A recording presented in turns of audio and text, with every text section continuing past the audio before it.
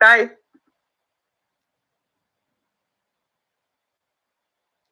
Hi, everyone. Welcome. I'm going to give everybody a few minutes to log in and join us. I know some of this, sometimes 4 o'clock or 5 o'clock or 6 o'clock or 7 o'clock, wherever you are listening from, whatever time zone, sometimes this can be the roughest, most busy part of the evening. So I'm really excited that you're here listening. And I want to give everybody a chance to come on and join us. So if you happen to be on your phone and on your computer, we have a Mother's Day giveaway that we're doing. Motherhood, Maternity, and myself, and some other amazing sponsors. So you can always log on there. You can check out my website, ambertrueblood.com. But this Mother's Day giveaway is really cool. So I am so excited that you're here. There's a chat function. So as I'm chatting, if there's a comment you'd like to make or a question that you have, go ahead and pop it in the chat, and I'll try to make sure to get to it. Again, this is all about helping you, providing you the information and tools, and not just like funny stories. I like to be entertaining and provide value, but I also, at the end of the day, really, really, really want to give you the tools that allow you to have a life that is a little bit calmer, a little bit more fun, a little bit more of what you want in your daily life, right? And it's totally possible. But sometimes when you are maybe pregnant with your first, or maybe you're pregnant and you have a little one, or maybe you've just lost a baby and you have a 4-year-old, and all of us come from very, very different experiences. So this is for all of you, okay? No matter where you are in your mom journey, if you're just beginning, if you're wanting to be a mom soon, or if you're a mom of 5. I'm a mom of 4. I have 4 boys. So I'm going to do a quick intro in a couple minutes, but I want to allow you guys the time to go ahead and notify any of your friends who you think might really, really be in a point in their life where they're looking for something more, where they just don't even know where to start. They don't even know how to begin, but they know that where they are now isn't working for them. They want something more, okay? Or if you're somebody who feels like either before your mom journey or as a result of your mom journey that you've lost a bit of yourself, that you're like, what the heck? Or you're a little bit concerned that you might lose a bit of yourself. So I have tips for all of that will help you make sure to either get back, find yourself again, or I have some really important tips on how not to lose yourself in the first place, because it's really tricky, right? All of a sudden, your priorities change, and your maybe not your values change, but what you're looking for makes a difference, right? And it changes your life when you have a little one to care for. Okay, so I'm going to introduce myself. My name's Amber Trueblood, and for those of you who don't know me, I'm a licensed marriage and family therapist. I'm an author of a book called Stretch Marks, and I have a podcast called Stretch Marks. And I'm also a mom to 4 boys. Okay, right now they are 8, 10, 12, and 13 years old. All right. And I'm a homeschooler. I've traveled a lot with my kids. And basically, all the stuff that I'm going to teach you comes from one of the chapters in this book tonight. And one of the main things I learned when I was in the weeds with my 4 boys was, wow, I need help. I need inspiration. I want to feel connected, but I also want answers. And I couldn't find them. I just couldn't find the help I needed when I was in the weeds. So fast forward 10 years later, I really sat down and thought, wow, what can I do to help those moms who are in the weeds right now? Because I was able to use my education and my experience in 10 years at that time of raising 4 little ones, and all of the books I read. I probably read over 250 books on child development and psychology and human behavior and relationships and communication and meditation and visualization. And I gleaned from that what I thought were the most powerful ways to help myself, and then now to help others. So that's why I'm here. Thank you for joining me tonight. We're going to talk about the Amber effect. And the first step is A, okay? It's AMBER. The first one we're going to talk about tonight is ask. And this is really digging in and asking yourself what you want. Like, who am I? What do I really want? And it sounds like this luxurious thing, like, oh, what must be nice, right? To worry about, oh, what do I want? But it's really more deep than that, because if you're not feeling heard and seen, and at least like you're moving in the direction of your dreams, then you're not going to be the best mom that you can be. And you're not going to be the best human that you can be. And you're not going to be the best partner that you can be, right? And you're also not modeling those skills for your children. So it goes deeper than just some sort of luxurious, are you getting what you want out of life, right? It's much deeper than that. And I would offer to say that it's actually a necessity, right? It's not just a nice to have. And there's simple ways to do it. Okay. So this is for you if you're a mom or want to be a mom who is right now feeling lost, right? Or you're afraid you're on the precipice of losing yourself, right? Or you're kind of through your mom journey and you really want to find yourself again, because maybe the person you were before you had kids feels different now. You don't necessarily want to go back to the same career or the same job or the same friends, okay? Or the same life or the same city, because we change and we mature and we grow. And sometimes when we go through having a child, that becomes part of it. That becomes part of the impetus, like the source for more change, okay? So this is for you if you're feeling lost, all right? Today I wanted to cover the best strategies for finding yourself again, okay? So here we go. You guys ready? We're going to talk about it now. All right. I have several different strategies. And when I talk to my clients and my customers and my audience for my groups, I always like to start with two things. Okay. No matter what problem we're trying to solve, if we're working on relationship issues and how to communicate more effectively, how to communicate your needs more effectively, if we're talking about parenting issues and sibling rivalry, if we're talking about sleep problems or meditation or visualization techniques, no matter what I'm talking about, I always start with these two things because I think it's the only way to grow and move forward. Okay. So the first thing is self-kindness. And what I mean by this is, you're spending a large part of your time feeling guilty, judging yourself, beating yourself up for what you should have done, what you could have done, the mistakes you made, the poor choices. Oh, I said this. Oh, I made this. Somebody else would have not made that mistake. Everybody else seems to have it together. The more time you spend talking to yourself like this, beating yourself up, judging yourself, the less time you have, the less energy you have to grow, to learn, to do it differently next time.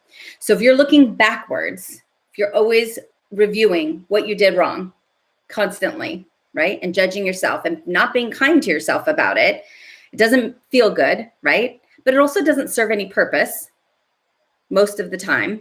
If it's something that you want to learn from, then you say, all right, next time I'm going to try it this way, and you have some grace with yourself, have some kindness with yourself.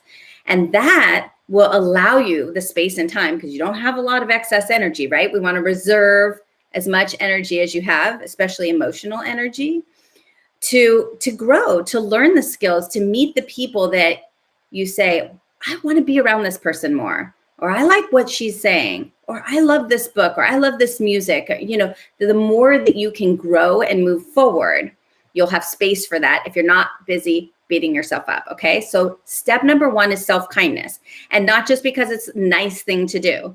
It's because it's a practical way to move forward. If you want to improve any area of your life, the first step is self-kindness. Okay. Number two on this list, and I want to laugh to myself because I live with 4 boys. So of course, if I say number 2, I'm expecting a bunch of people to laugh in back of me. So, oh my gosh, they have me trained. All right. So the second item on my list, I'll say, is self-honesty. And what I mean by this is not, oh, you better be honest with yourself. Don't lie to yourself. It's not that. Okay. What I mean by self-honesty is that you are all different. Okay. all of you have different values, you have different priorities, you have a different lifestyle, you have different values. Did I say that already? And you have different family dynamics, and you're a different person than you were a couple years ago, right? And you're going to be a different person a few years from now. Okay.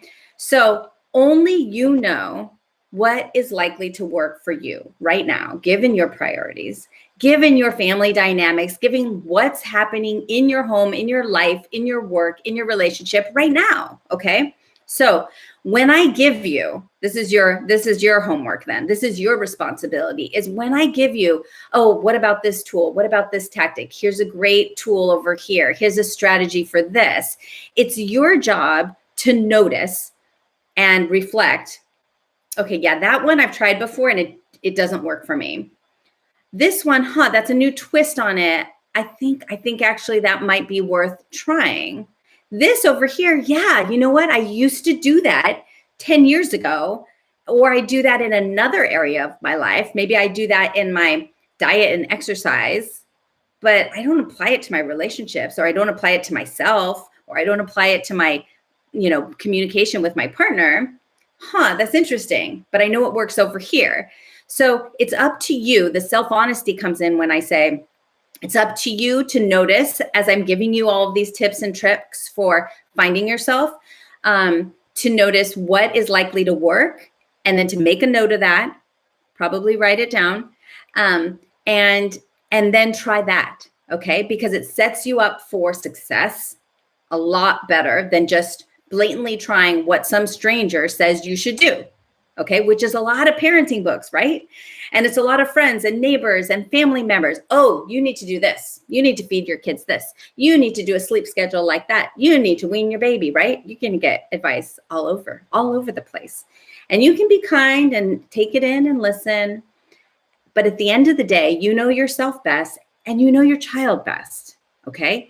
And yes, you're not perfect. You're not going to make every decision perfectly, but you will be way ahead of the game if you really tune in and try to not lose touch in the beginning, if possible, but also continuously tune in and check in with yourself. Does this feel right? Does it feel right for my kid? And does this feel right for this child? Because every child is different, okay? So self-kindness and self-honesty are really, really important no matter what we're trying to solve, all right? And they're just good lessons in and of themselves, which is why I spend a chunk of my time talking about it and why it's valuable, okay? I need more moms. We all need more moms on this planet who are kind to themselves, because you're way more likely to have kindness for others and patience and compassion for the people you love in your life and the strangers and the people that drive you nuts if you're first being kind to yourself, okay? Also, you're modeling that. You're modeling self-kindness and self-honesty to your children. And even if they're still babies, they notice, they feel it from you. They feel that self-loathing and self-judgment, the sighs, the looks, the eye rolls, even if they're not speaking yet. So, and I say this not to put pressure on you, like, oh my God, more things to beat myself up over. It's not because of that. I say this because it's true. It's true. And it is something that you can control. And with kindness, notice when you're being unkind to yourself, and then move into a state of a little bit more grace with yourself, okay? And your kids will see that, and you'll see how they begin to treat themselves and treat one another, okay? And treat other people at school and whatnot.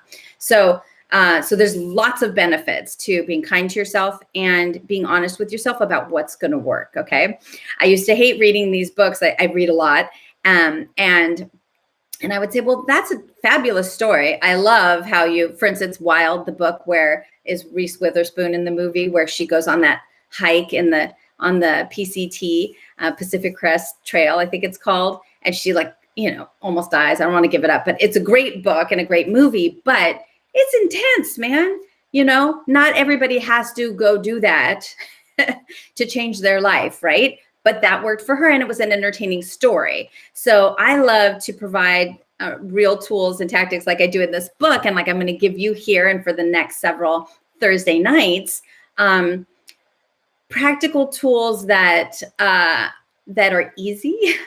Actually, I'm going to correct that. They might not be easy, but they're simple.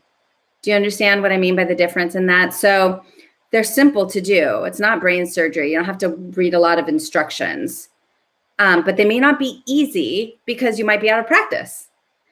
But once you start doing them and you see the benefits, oh my gosh, then it becomes very self-fulfilling, right? It starts happening again and again and more easily and more easily. So everything I talk about falls under that category. It's not necessarily easy, but it's very simple. And once you get the momentum going, and the Amber effect is A is for ask, and that's what we're talking about tonight. M is for move. So sometimes you know what you want. You know how to get back to yourself. You know what's most important to you, but you don't have the tools to get motivated and actually get moving. So that's what we're going to talk about next week is the move mindset of the Amber effect. And then B, so we've got ask, really understanding, uncovering what you want. We've got M, which is moving and motivation. We've got B is beliefs. So sometimes you know exactly what you want, okay? And you're doing the tools, you're doing the things, you're using the strategies to get there that you know are going to work for you. And you're working it, you're doing the things, you have the self-motivation, but it's just like not happening. Something's just not going forward. Like it's not working. You're stuck. And often that's when there's some sort of faulty belief. I like to call them baloney beliefs. There's some sort of underlying faulty belief that's blocking you. It's just getting in your way, or it's stalling. It's like slowing you down, right? So in 3 weeks, we're going to talk about belief, okay? The belief mindset of the Amber effect, and how do you uncover those unhelpful baloney beliefs, right? And so that you can disperse them, you can dismantle them, you can smash them up, all right? And then E is, so you have the ask, you know what you want. You have the B, I'm sorry, M. I don't even know how to spell my name. You have the ask. You have the M, which is the moving and the motivation. You have the B, which is the beliefs. So you've blasted all your baloney beliefs.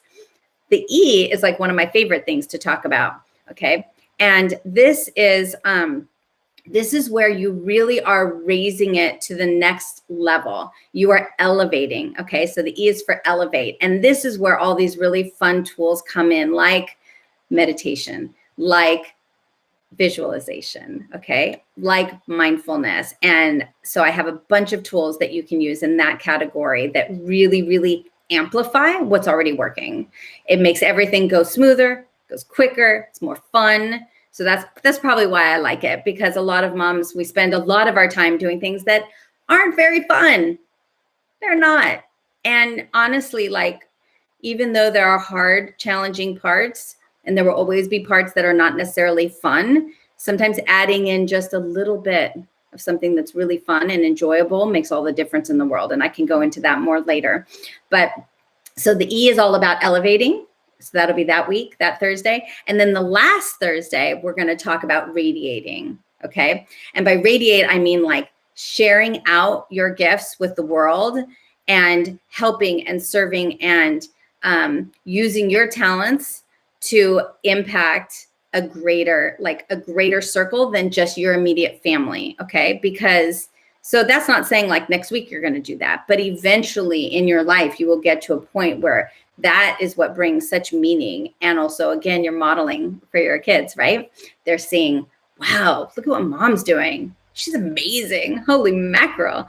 Not that you're perfect, right? Because none of us is perfect. But it's a really wonderful place to and situation to be able to model for your children. Okay.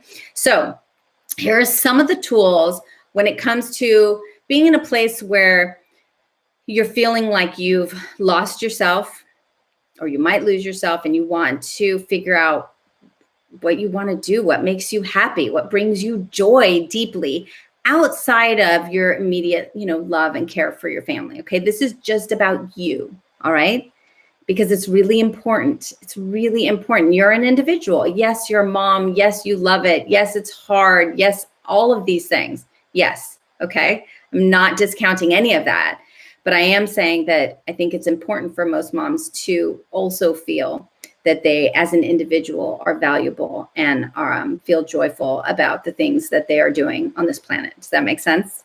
Okay, so some of the fun ways that you can do this is the first one I want to talk about is using broad words and feeling words. So if you know you're unhappy in this job and you want to move to a different career, it's very different to ask yourself in broad and feeling terms what you want than to say, okay, well, I want a job in this company, or I want this type of job instead.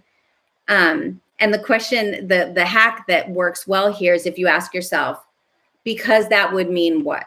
Okay, that comes from Vishen Lakhani, who wrote the Code of the Extraordinary Mind. And so he writes, you ask yourself that, because that would mean what?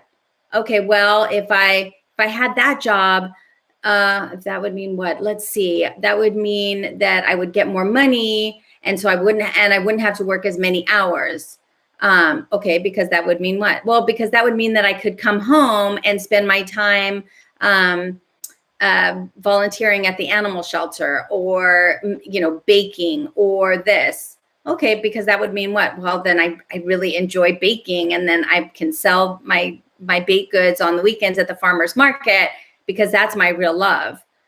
Oh, okay. So it's really not this job that you want. So you can ask yourself something like that, because that would mean, and that really gets you to your end goal, the true end goal of what will make you happy. And using broad words like, or for instance, like in a relationship, and I'll go with, a friendship, say, maybe you feel like your friend group is as lost or dispersed, or you've disconnected from them, or you don't feel connected to your friends, and you're really looking for a group, or at least a few women that you feel really connected to, that you're of like minds, that they're fun to be around, that you feel better when you're with them, and you feel better after you've spent time with them. Okay. So how do you do that? How do you go about like making friends as a grown-up? Like sometimes it's really hard, right? So asking yourself, what kind of feelings do you want to have? Like, how do you want to identify what friends are in your life? So, man, I always said, like, I want to have friends who are fun and smart and funny and care about me and think I'm cool, like want to hang out with me. So think of like 4 or 5 traits that are feelings, like how you want to feel, like what kind of humans you want them to be, and how do you want them to make you feel? Does that make sense? And really focusing on that. And sometimes you realize, oh, I do have a friend like that. Maybe I'll call her. Maybe I'll reach out. It also helps you realize what truly is most important to you. And then you can align your time and your resources and your money and your energy in that direction, because you don't have all the time in the world, right? You don't have all the money in the world. So your time and money and energy are precious resources. So let's spend them in a way that that you most value, right? That most aligns with what's important to you. Okay. So asking yourself, what kind of friends do I want to have? What kind of job do I want to have? Okay, I want this other job because my commute would be really short, or they'll let me work from home, or they have better benefits, because that would mean what? All right. So that's one of the hacks. Sometimes a way to hack into what you want is to ask yourself, okay, I want to change careers, or I want to do something on the side, but I don't know what that is. And then sometimes we do what's called like analysis paralysis, where we'll sit and analyze it and we don't do anything. We get frozen because we're just too busy analyzing it. I used to do this all the time. I would come up with these grand business ideas, and then I would analyze it until it was dead. And then I would move on to another idea, and I would analyze it until it was dead, and I would do nothing and be quite miserable, instead of making baby steps in a direction. You can always move, all right? You can always change it. So there's another author and speaker called named Lisa Sasevich, and she talks about, she always says, like, who or what do people ask you, friends and family, who say, can I pick your brain for a moment? Can I pick your brain? Like, you're really good at XYZ. Organizing closets. Like, what do I do? My closet's a disaster. You're really good at whatever it is, fill in the blank. So what do people come to you and want to know about? That something most likely that you would talk about all day. You would love to talk about it. You're like, why would anybody pay me to talk about this? Because it's so easy. It's so simple. Well, chances are it's not easy and simple to like 90% of the population. Feels easy and simple because it's easy and simple for you. All right. It's enjoyable for you, but not necessarily for anybody else. Well, for everybody. It's not necessarily enjoyable for everybody. So that's another way to find something that is of value that you can enjoy making into a business or making into your new career or your next career, that could really bring you joy if it's something in that category that's wherever you're the go-to person. Does that make sense? Okay, so we talked about broad and feeling words. We talked about because that would mean to get to the true end goal and not what you think might be the means to an end, because that doesn't ever, well, it doesn't not ever work well, but it's way less efficient way of getting to what you want. Okay. And then we talked about the, where do people pick your brain? Okay. What do they ask you about most often? They ask me about party planning, or they ask me about accounting and my books, or they ask me about fill in the blank. Okay. So chances are you already have a few blanks there. Okay. And it's not just stuff that you happen to be good at. Okay. It needs to be stuff that you actually enjoy doing and talking about. Okay. Because you might be good at lots and lots of things. All right. You probably are.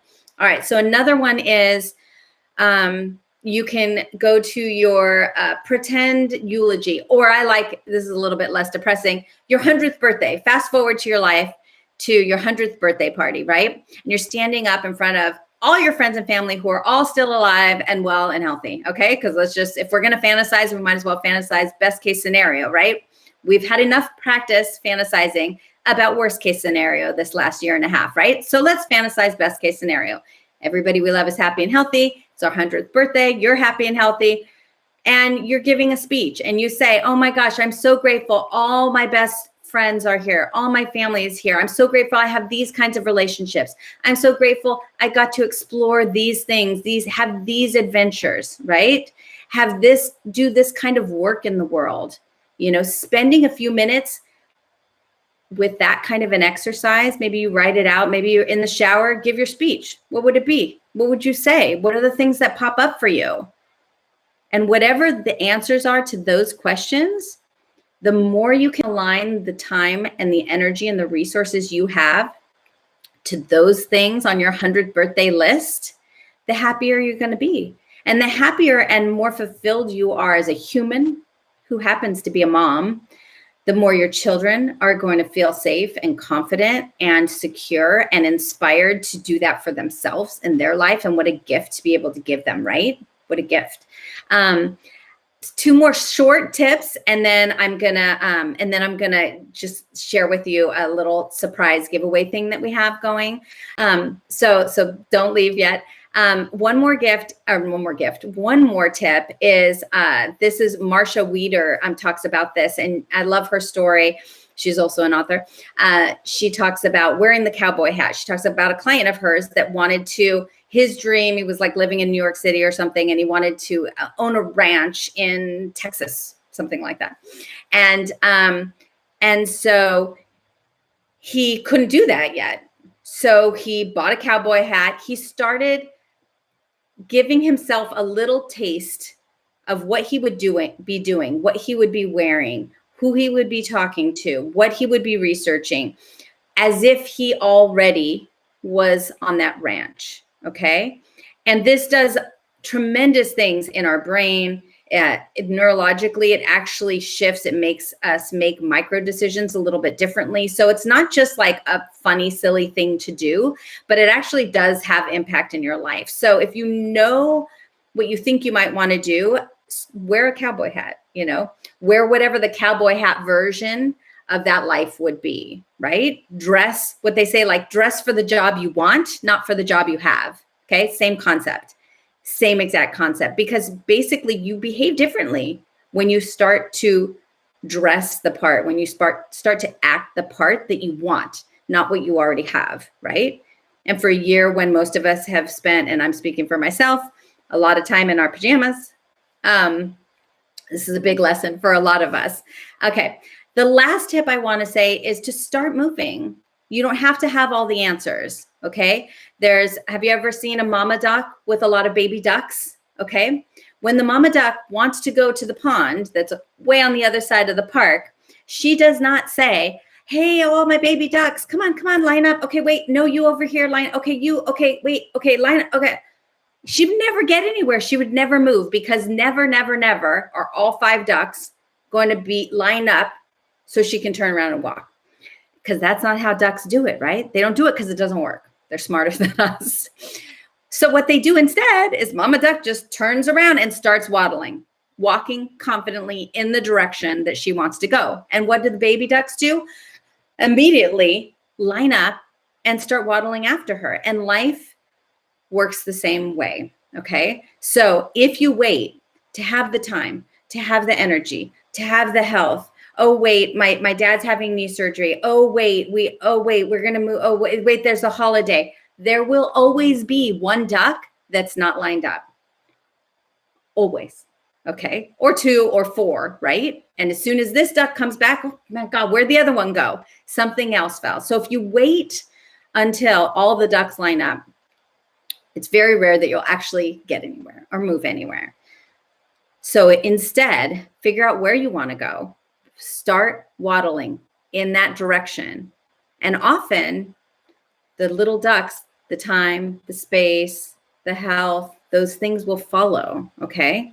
And I can go much deeper into that, but I want to keep it short and sweet so that you have some tools because it's a lot of different information. But 2 things I want you to think about. One is a surprise that we have for you. Motherhood, Maternity, and some other amazing women-owned companies that I love supporting put together this beautiful $600, well, it's over $600 gift basket, and Motherhood Maternity donated a $200 gift card shopping spree in it as well. So if you go to ambertrueblood.com or you go to Motherhood Maternities, if you're on the Instagram and you swipe up, you can enter, you just put in your email and your first name. I think that's what it is, email and name, and then you enter to win. So do that, share it with friends, because that would be lovely, I think, to gift to get that, and to also if you go to my website at ambertrueblood.com, I have a free download available for everybody. I have 2 of them. I have one that's 21 tips for sanity for moms, and then I have one that's for new moms specifically, and it's 7 because y'all don't need 21 different things to worry about right now. I just picked my top 7 most important things for new moms. Okay, so that's in there. And I want to give you one bonus tip before you leave. And this is called keeping a sourdough starter. So I am not a baker. I do not like to cook. I do not like to clean. I like to do hip hop dancing instead. But anyway, that's for next week. But what I wanted to do is tell you about a sourdough starter, because the concept is, as I understand it, because I've never made sourdough bread, is that ideally you have a little piece of dough, right? That's your starter for your next loaf of sourdough bread. But you always keep it alive. You add yeast, you add water, you keep it alive, and then you take a piece of that the next time you're going to make sourdough bread. And then in the meantime, if it's weeks or months, there are sourdough starters that people have kept alive for like decades. No joke. Okay. And there's certain like bacteria that you try to keep healthy in it. I don't know the details. Somebody else can put it in the chat. But motherhood is the same way. So yes, there are times when you're barely drinking enough water. You're not getting enough sleep. You're just trying to eat, sleep, survive, and keep the baby alive, right? That was 4 things and I have 5 fingers up, but you follow me, right? Okay. So I get it. You know, you're not going to be writing your first novel at the same time necessarily. All right. I get it. But what you can do is keep a sourdough starter of yourself. Okay. So maybe your dream is to write the next best American novel out there, right? Okay. Maybe that's your dream, but you can't do that right now. Okay. So if you feel like that, what would be the sourdough starter for that, right? Okay. Maybe you get a special little journal. Okay. And every morning you spend 10 minutes, or once a week, you spend 30 minutes. You go for a walk, you sit on a bench and you write, you know, or you start reading books about other authors, about their writing process, which is one of my favorite things to do. And every week you carve out 20 minutes, or twice a week you carve out 10 minutes. Something small. It can be small, but keeping that sourdough starter of yourself can reap huge benefits. Huge. Okay. So I encourage you to do that. So I want to open it up to Q&A if we have any questions coming through. In the meantime, you can find me at ambertrula.com. I have a couple of different free downloads that I mentioned. One for moms that are more for moms with like elementary age kids, and then one for new moms. If you're both, get both.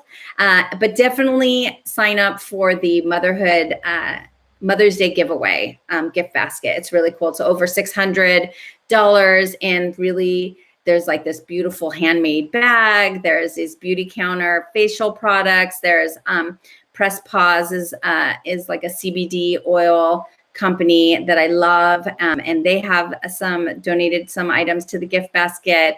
We have my book and my journal, and then my friend Kim West, who has she's an amazing sleep specialist for little ones. So if your kids aren't sleeping just amazingly, perfectly well every single night, then don't worry about it. But if not, you might love her book. So definitely enter the giveaway. And I'm going to look here in the chat for a moment and see if we have any questions that have come through. Let me see anything. All right, I don't see any questions right now. All right, everybody. Well, I am so appreciative of your time. I hope that you come next Thursday, where we're going to talk about the move mindset, and we're going to really dig into the second part of the Amber effect. And if you're feeling like you're having trouble getting motivated, moving forward in your life, like you already know what you want. You already know. You got it. You got this part.